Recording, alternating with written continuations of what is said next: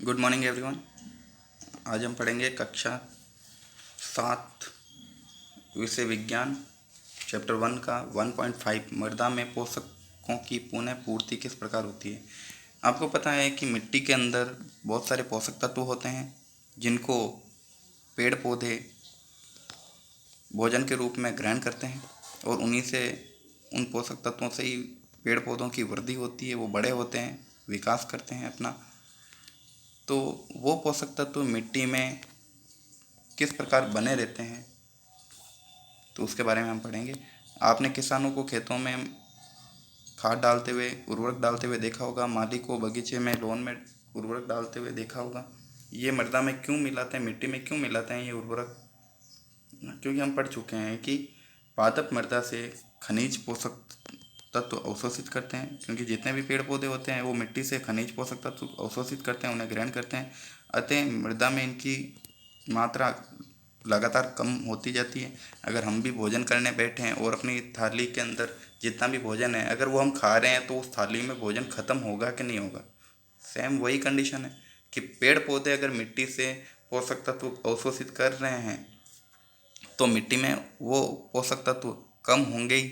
इसलिए उर्वरक एवं खाद में नाइट्रोजन, पोटेशियम, फास्फोरस जैसे पोषक तत्व होते हैं जो पादपों द्वारा लगातार उपयोग किए जाने के कारण मृदा में उनकी मात्रा जो धीरे धीरे कम होती जाती है, उर्वरक और खाद डालने से वो नाइट्रोजन, पोटेशियम, फास्फोरस वो पोषक तत्व वापस उनको मिलते रहते हैं। तो हम आपको ये अंडरलाइन करनी है यहाँ से कि उर्वरक एवं खाद में नाइट्रोजन, पोटेशियम, फास्फोरस जैसे पोषक तत्व होते हैं। तो आपका ये क्वेश्चन बन जाएगा कि उर्वरक एवं खाद में कौन से पोषक तत्व होते हैं।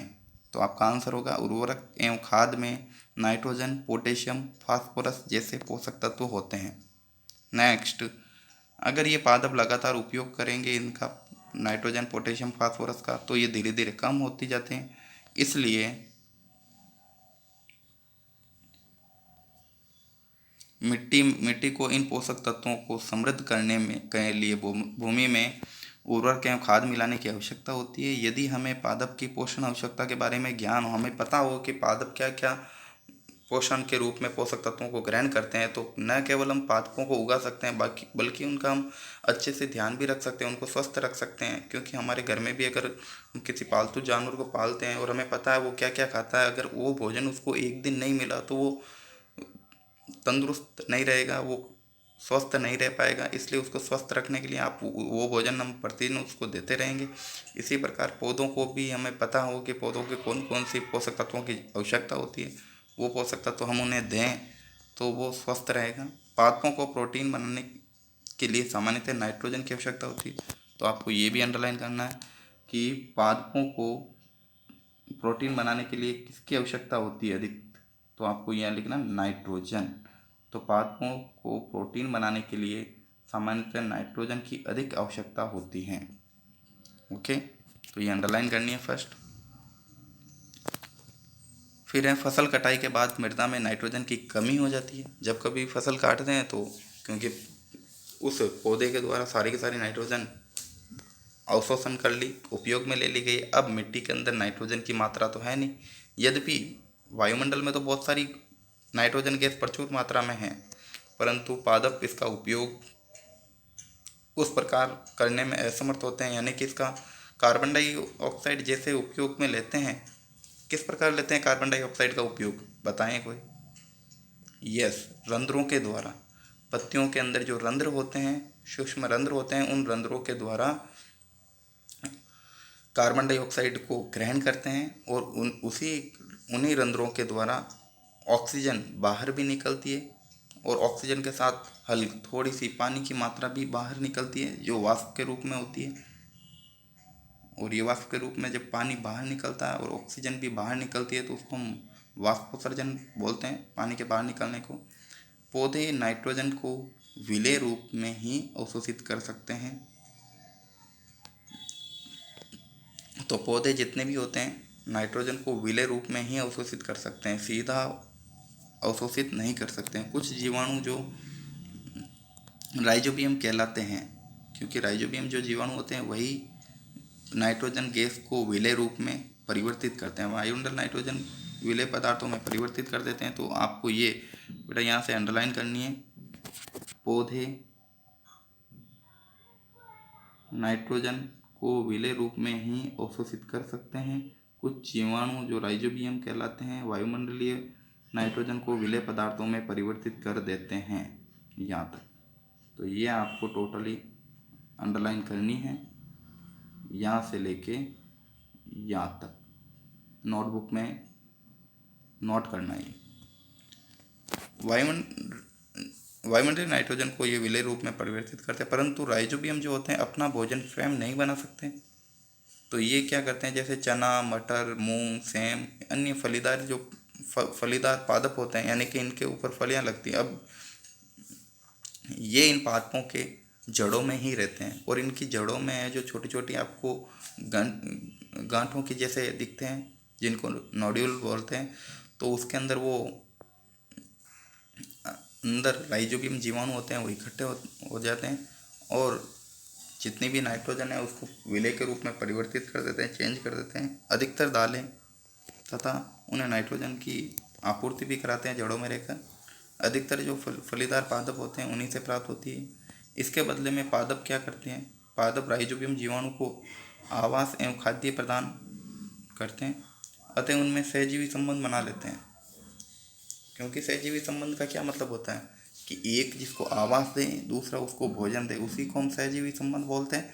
तो राइजोबियम जीवाणु को आवास कहाँ से मिलता है, पादप की जड़ों में, और खाद्य प्रदान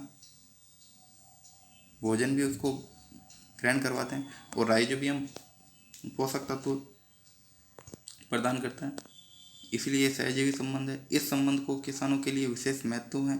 दालों की फसलों के लिए उन्हें मिट्टी में नाइट्रोजनी उर्वरक देने की आवश्यकता नहीं होती, क्योंकि जब राइजोबियम हैं तो उनको अलग से नाइट्रोजनी उर्वरक देने की आवश्यकता नहीं पड़ती, उनकी ये बचत होती है। फसल यही नहीं, दाल की फसल उगाने के बाद अगर हम अगली फसल भी लगाएं तो सामान्यतः उर्वरकों की आवश्यकता नहीं होती। इसलिए किसान क्या करता है, अपने खेतों में एक बार दलहनी पौधे लगाता है, यानी कि मूंग की फसल लगाता है, और अगली बार कोई दूसरी फसल लगा देता है जिसके लिए उसको नाइट्रोजनी पदार्थ देने की आवश्यकता नहीं है।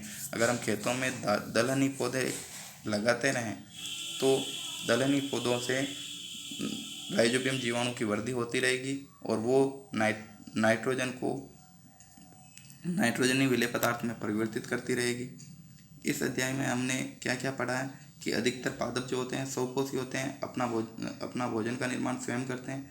बहुत कम ही पादप ऐसे होते हैं जो अन्य पोषण प्रणाली अपनाते हैं, जैसे कि परजीवी और मृतजीवी। परजीवी दूसरों से भोजन ग्रहण करते हैं, एग्जाम्पल परजीवी का है अमरबेल, और मृतजीवी जो सड़े गले पदार्थों से भोजन प्राप्त करते हैं उनको मृतजीवी कहते हैं।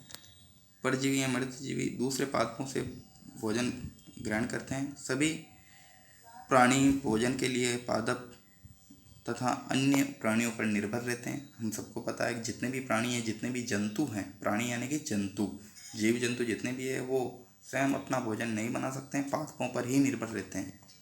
उन्हें विषमपोषी के रूप में हमने समूहीकृत किया गया है, यानी कि ऐसे जंतुओं को हमने विषमपोषी बोला, यानी कि मनुष्य, गाय, भैंस, बकरी, शेर, ये सब के सब विषमपोषी है क्योंकि वो दूसरे